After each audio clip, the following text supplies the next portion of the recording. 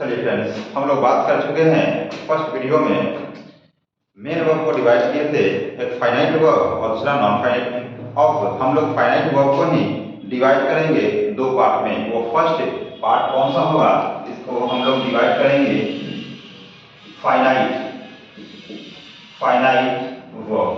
ये finite verb और finite verb को हम लोग पार्ट में जब डिवाइड करते हैं तो फाइनाइट वर्ब दो हिस्सों में बट जाता है। वो दो हिस्सा, फर्स्ट जो होगा ट्रांजिटिव वर्ब, ट्रांजिटिव वर्ब, और दूसरा जो हिस्सा होता है उसको हम लोग क्या बोलेंगे, इंट्रांजिटिव।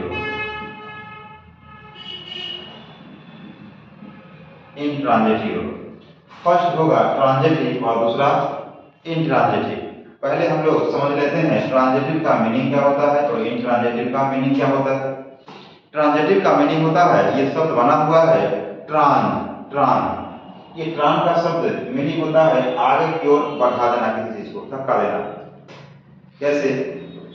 जब हम बात करते हैं, इसी शब्द से बना हुआ है ट्रांसफर या ट्रांसफॉर्मेशन की बात करते हैं। तो ट्रांसफॉर्मेशन क्या होता है, किसी एक चीज को दूसरे चीज में ट्रांसफर करना, भेज देना। इसी शब्द से बना हुआ है ट्रांजिटिव यानी ट्रान करना, किसी को आगे की ओर भेज देना। और भेजा किस पे जाता है, कोई थिंग होगा तब तो भेजा जाएगा। इसका मतलब क्या है कि ट्रांजिटिव वर्ब यानी कोई वर्ब ऐसा होगा जिसका अपना ऑब्जेक्ट होगा। अपना ऑब्जेक्ट मतलब क्या है, अपनी ऑब्जेक्ट को आगे की ओर वो धक्का देगा, पुश आउट करेगा, आगे बढ़ाएगा। इंट्रांजिटिव यानी ट्रांजिटिव तो है फॉर्मेशन, लेकिन इन है, इन लगा हुआ है ना, आगे की ओर पुश आउट नहीं करना। तो जिसका अपना ऑब्जेक्ट ही नहीं होगा तो अपना ऑब्जेक्ट वो आगे नहीं छोड़ेगा। तो ये शब्द में ही इसका मीनिंग हिडन है, छुपा हुआ है। तो ट्रांजिटिव का मीनिंग हुआ जिसका अपना ऑब्जेक्ट होता है, और इंट्रांजिटिव का मीनिंग हुआ जिसका अपना कोई ऑब्जेक्ट नहीं होता है। इसका मतलब क्या है, ऑब्जेक्ट इसमें होगा, ये कंपल्सरी है। ट्रांजिटिव मतलब कि इसका अपना ऑब्जेक्ट होगा, और आगे इंट्रांजिटिव की बात करें जिसका अपना ऑब्जेक्ट नहीं होगा। ट्रांजिटिव मीन्स इसका अपना ऑब्जेक्ट होता है, इंट्रांजिटिव मीन्स उसका अपना कोई ऑब्जेक्ट नहीं होता है। अब बात आता है कि इंट्रांजिटिव का काम यहीं पे समाप्त हो गया, यहीं पे समाप्त हो गया थोड़ी देर के लिए, आगे तो पार्ट है नहीं। अब हम लोग चलते हैं कि ट्रांजिटिव का जब ऑब्जेक्ट होता है तो ये ऑब्जेक्ट कैसा होगा, इसका स्वरूप कैसा होगा, देखने में कैसा होगा, कितनी ऑब्जेक्ट लेगा। तो ट्रांजिटिव वर्ब को हम लोग डिवाइड करेंगे। इसको डिवाइड करेंगे तो फर्स्ट पार्ट जो बनेगा ट्रांजिटिव वर्ब का वो होता है मोनोट्रांजिटिव।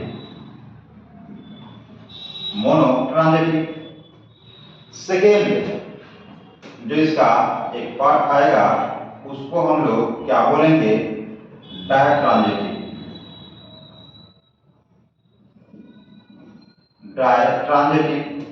और इसी का एक सेकेंड पार्ट जो आता है उसको हम लोग बोलेंगे, उसको हम लोग क्या बोलते हैं, कॉम्प्लेक्स ट्रांजिटिव।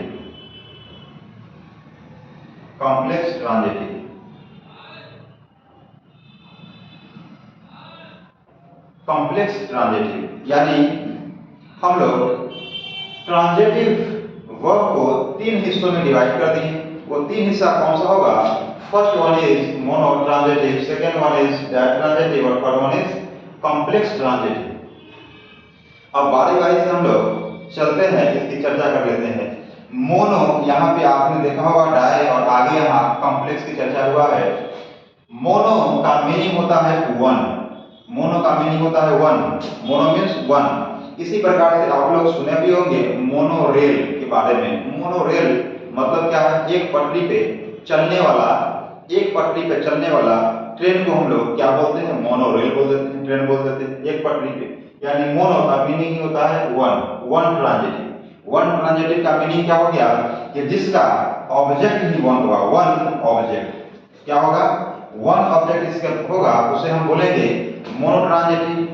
और डाई का मीनिंग होता है टू, जिसका टू ऑब्जेक्ट होगा उसे हम बोलेंगे डायट्रांजिटिव। और थर्ड आता है कॉम्प्लेक्स ट्रांजिटिव, इसकी चर्चा हम लोग बाद में करते हैं। फर्स्ट में क्या करेंगे, वन ट्रांजिटिव और टू, इसमें इट मींस डायट्रांजिटिव, यानी ट्रांजिटिव वर्ब को हम लोग तीन हिस्सों में डिवाइड किए हैं, फर्स्ट मोनो, सेकेंड डाई और थर्ड कॉम्प्लेक्स। मोनो मींस जिसका एक ऑब्जेक्ट होगा वो वर्ब जो एक ऑब्जेक्ट लेता है, डायट्रांजिटिव जो डबल ऑब्जेक्ट लेता है, और थर्ड की चर्चा हम लोग बाद में करते हैं। एग्जाम्पल के माध्यम से देखेंगे, एग्जाम्पल के माध्यम से, जैसे ही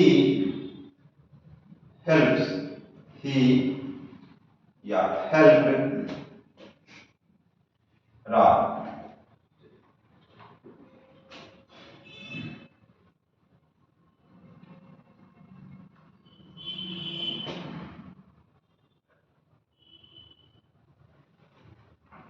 gives a pen। अब क्या देख रहे हैं इसमें, ये तो वर्ब है नहीं, सब्जेक्ट है और आने वाला ये ऑब्जेक्ट है आगे। सब्जेक्ट वर्ब और आने वाला आगे ये ऑब्जेक्ट है। अब आपको दिख रहा होगा कि सब्जेक्ट वर्ब और आगे ऑब्जेक्ट तो एक ही है, आगे ऑब्जेक्ट एक है, तो एक ऑब्जेक्ट है। इस वर्ब को हम क्या नाम देंगे, इस वर्ब को हम क्या नाम देंगे, मोनोट्रांजिटिव। जो एक ऑब्जेक्ट लेगा उसको हम बोलेंगे एक वन ट्रांजिटिव, इसको मोनोट्रांजिटिव बोलेंगे। जैसे आई नो, आई नो ही, इसका भी एक ऑब्जेक्ट हुआ। जब एक ऑब्जेक्ट हुआ इस वर्ब को हम क्या बोलेंगे, मोनोट्रांजिटिव, और इसको भी क्या बोलेंगे हम लोग, मोनो ट्रांजिटिव, क्योंकि इसके पास अपना एक ऑब्जेक्ट है, इसलिए इसको हम बोलेंगे मोनो ट्रांजिटिव। ठीक है, यहां तक बात। अब डायट्रांजिटिव की ओर चलते हैं। डायट्रांजिटिव, इसमें क्या होगा, इसका दो ऑब्जेक्ट होगा।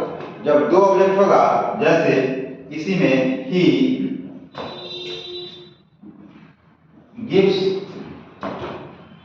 Ram a pen. दूसरी नंबर, रोहन राइट्स